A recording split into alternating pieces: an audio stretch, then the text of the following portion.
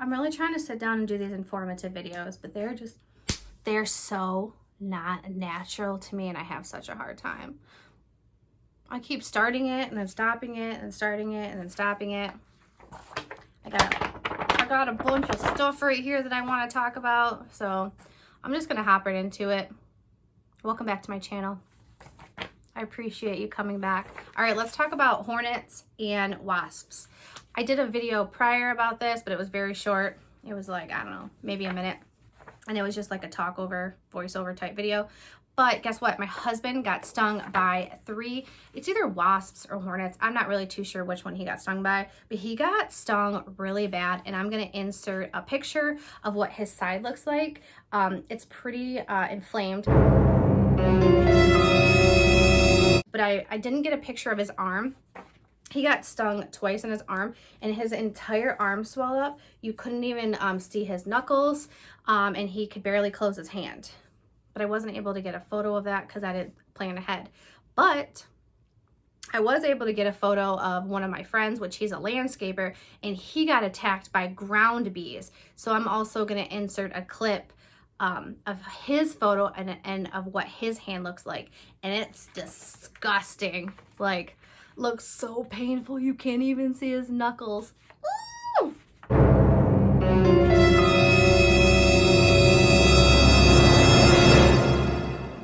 All right, but enough about that. But I wanted to dive a little bit deeper into wasps and hornets, because being outside, you have to be really careful. They are very protective over top of the poop piles. You have to look out for nests that are back in the trees.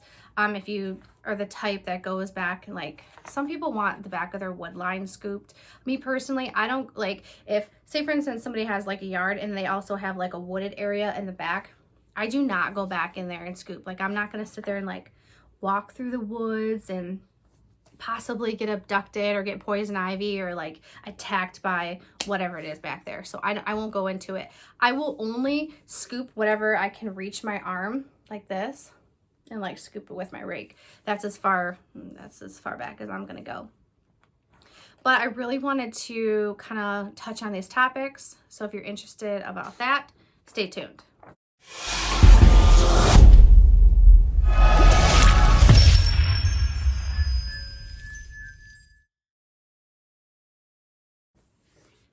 All right, before I go ahead and get into this, guess what, you guys? I'm not a doctor, I'm not a nurse. You know what I am? I am a professional pooper scooper that loves to go on Google and Google a bunch of facts to bring them to you guys. So by no means should you take what I'm saying seriously. It's for your entertainment only. If this were to happen to you, you were to get stung, or you were put in a situation where you're around hornets, bees, or wasps, do your own research and contact a medical professional. Okay, good, we got that straight. Perfect. So where I live in Michigan. Not too sure where you're from, but we mainly see wasps, bees, and hornets around the warm months. August is typically when they are like really bad and they are like super aggressive. They start to come out kind of in like the end of July, really aggressive in August, and they start to kind of like die down in September. All right, so you might ask yourself, why would pooper scoopers be affected by hornets? Well, because hornets feed on flies, and where do flies hang out? Around poop, and we're picking up the poop pile. So a lot of times you will see a hornet hovering over top of the poop pile, sitting on the poop pile, and sometimes they get really sneaky and they're hiding inside of the poop pile. And it's typically the fresh piles. They're usually not hanging out on top of like the old dusty ones. It's those fresh boys. Now, typically if I go to scoop a pile and I see that a wasp is hanging out on it, sometimes I'll like poke like the side of the pile to see where the wasp goes, and then I'll scoop it up really quick. Or other times I will actually just go like scoop the rest of the yard and then make my way back. But say for instance, I have to leave a pile laying in the backyard, I text a homeowner and let the homeowner know, say, hey, listen, there was a pile that had a hornet or a wasp on top of it.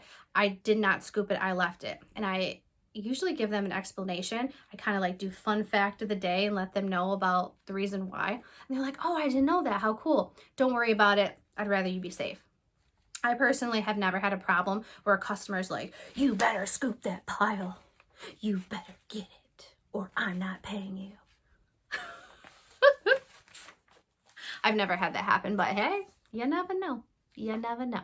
So you get stung. What happens from here? Dun, dun, dun. For the most part, the majority of people aren't going to have a severe type of reaction. It will just kind of be like some swelling, some redness. That's perfectly normal and that's perfectly fine. But what you want to look out for is if you start to get swelling in your throat, or if you start to get scratchiness in your throat, or you're having a hard time breathing, that is when you need to get medical attention ASAP, because you are having an anaphylactic shock, which could lead to death. So you need to get to the hospital, urgent care, as fast as possible. So say for instance, you're just having a normal type reaction. There's no swelling in your throat. You're not having a hard time breathing. You're not coughing. You're fine. You possibly could start feeling like a sharp pain, some itching, swelling, heat, redness. Those are typical type symptoms that you possibly could have. Now, from what I read, your symptoms are going to last anywhere between 1 and 5 days, just depending on your body and how your body wants to process it. One type of reaction is a large local reaction. Now, this is a type of reaction that does not include swelling of the throat and anaphylactic shock. You're going to have that swelling and redness 2 to 3 days after the initial sting. Nausea and vomiting can occur, but it's not highly likely. And most of the time, the large local reaction is going to subside by itself within a couple days. Now, my husband was having quite a reaction. He wasn't nauseous, but he did have the swelling and he had the heat and he did have a lot of redness. So I actually went up to our local pharmacy and I asked them what they would suggest. The first thing that they asked me, if he was having a hard time breathing, I said no. So she prescribed Benadryl. So she wanted him to be on 50 milligrams of Benadryl every 4 hours, or 50 milligrams, and then the next 4 hours, 25 milligrams, then the following 4 hours, 50 milligrams, and kind of like rotate through that for the next 2 days. And that really helped with his swelling. And then he also took some Motrin to help with the pain. And his swelling was gone in about 3 to 4 days. How to tell if you're having an anaphylactic reaction, which is very serious and life-threatening, and you need to get to a medical professional as soon as possible. You will have severe swelling of the face, lips, or throat. You could have hives and itching on different parts of your body that is not associated to the actual sting location. Dizziness, sudden drop in blood pressure, lightheadedness. You could pass out, diarrhea, and stomach cramping, weak or rapid pulse. Now, you might not experience all of these, but you could definitely experience some of these after the initial sting. Now, if you have a history of anaphylactic shock, it would be very smart of you to carry some type of kit that is for preventative measures if you were to get stung by a wasp or a bee or a hornet. Now, a bee sting kit that you could carry with you would include an EpiPen. Now, if you're not familiar what an EpiPen is, that is basically a pen or a syringe that you can stab into a certain part of your body. I'm not really too sure what part of the body it is, so I don't want to recommend that, but it has epinephrine in it. Now, what epinephrine does is it stabilize your blood pressure, increase your heart rate and strength, and help bring respiration rate back to normal. All right, let's talk about treatments for your sting.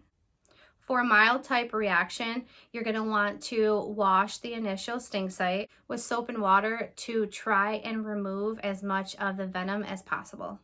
Apply a cold pack to the location to help with the swelling and redness. Keep the wound clean and dry to help prevent infections. You don't want an infected bee sting. And you can also cover with a bandage if desired. You can use hydrocortisone or calamine lotion to help with the itching and irritation on the skin, and that is like a topical type lotion. Another thing that I had read that was suggested that if you get stung and you have not had a tetanus shot within the past 10 years, you should probably go ahead and get yourself a tetanus shot. Those are the worst. Another possible like home remedy, you can put vinegar on it because that helps neutralize the venom.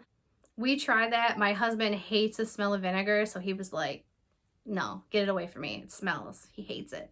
So we only tried that for the first day, and then he was like, psh, nope. Now, if you have a severe reaction, such as you're going into anaphylactic shock, I know I talked about this, and I said this a couple times through the video, you need to get to the hospital immediately because they're probably going to give you maybe some additional epinephrine. If it gets real severe where your airways swell up and you can't breathe, they're going to have to perform CPR on you. And then you're possibly going to need to give in oxygen, some steroids, and other medications to help improve your breathing. Now, working outside is such a wonderful thing. I truly, truly enjoy being an outdoor worker, but that brings along other dangers and other struggles that you typically don't get from an inside job. So I hope you guys like this video. If you liked it and you found it helpful and useful, smash that thumbs up. If you didn't like this video, well, you know, there's a button for that as well, but don't do that. Hit that thumbs up. And if you haven't subscribed yet, please do. I would love for you to join my community.